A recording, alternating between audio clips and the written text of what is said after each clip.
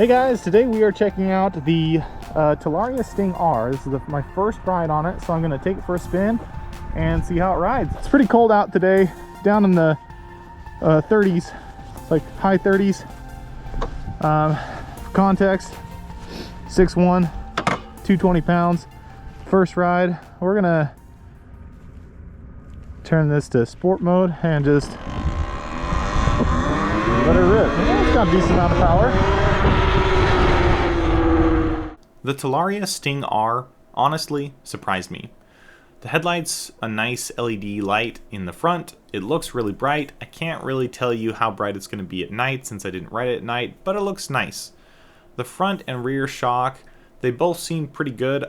There's two different types of shocks that come with this bike. There's a Fast Ace front and rear shock that comes with it, or there's also a Talaria factory shock that comes with it. I'm not quite sure which one this came with, but I hear that the Talaria factory is going to be a better shock than the Fast Ace shock, both for front and rear. The wheel size on this particular machine is 19 inches, both front and rear, and the power felt pretty good. The power was sitting at about 4 kilowatts of rated power. It does go up to 8 kilowatts of peak power. Again, you got to remember that I'm 220 pounds. You have to pull me everywhere.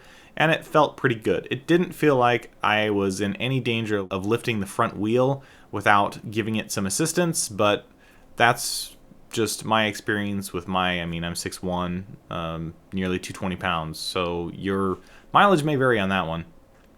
The 45 amp hour battery that at 60 volts gives us like 2,700 watt hours of battery. It went down very quickly while I was riding it. I only rode it for about 2 miles and I lost about 8% range.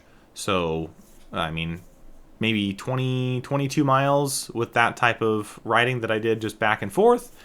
But again, 38 degrees, so you have to take that into account. Not too bad. The brakes, the brake rotor size is 220 millimeters. They're 4-piston brake calipers, and the braking felt lackluster. So initially, I had the regenerative braking at 1, and I felt like the brakes could not keep up with the amount of power that the bike had and how fast you could actually get going.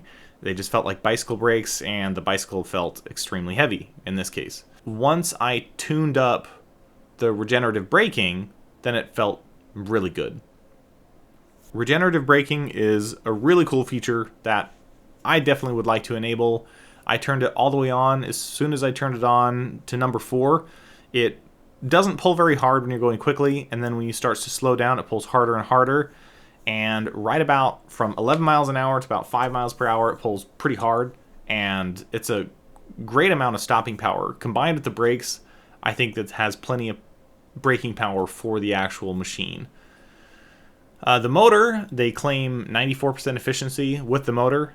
I've only had one other bike to compare this to, and that was the RAR Mantis, and that's a 72 volt version. This one felt more powerful than the 72 volt RAR Mantis, although the RAR Mantis did have some issues when I rode it.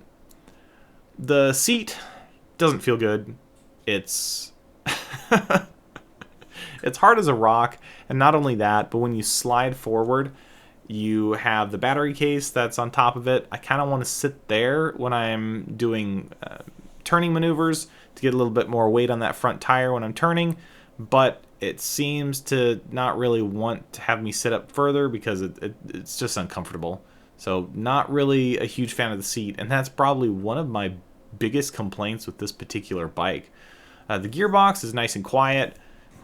That chain noise that came through at the beginning of the video is actually not that bad. It feels very, very quiet. You hear the tires, you hear the chain, and that's it. And a little bit of sound coming from the motor, but it's a really nice, quiet design.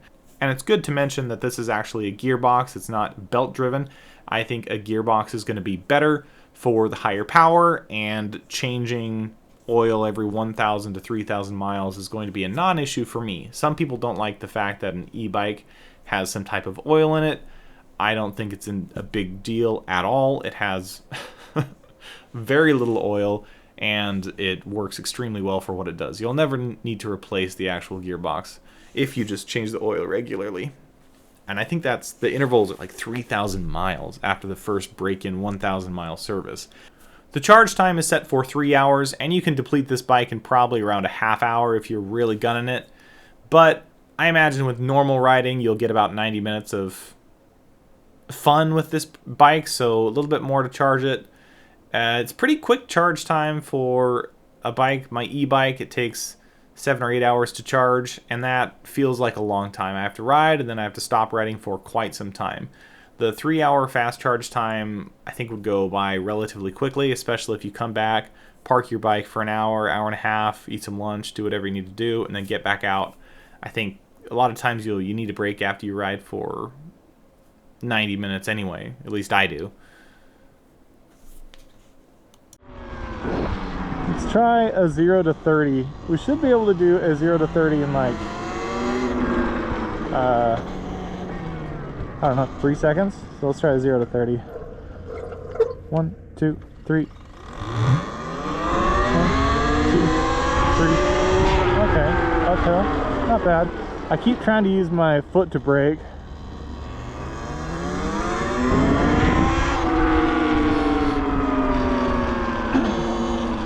Okay, cool. Yeah, I like it. I'm gonna take this off and I'm gonna head back. Pretty sweet.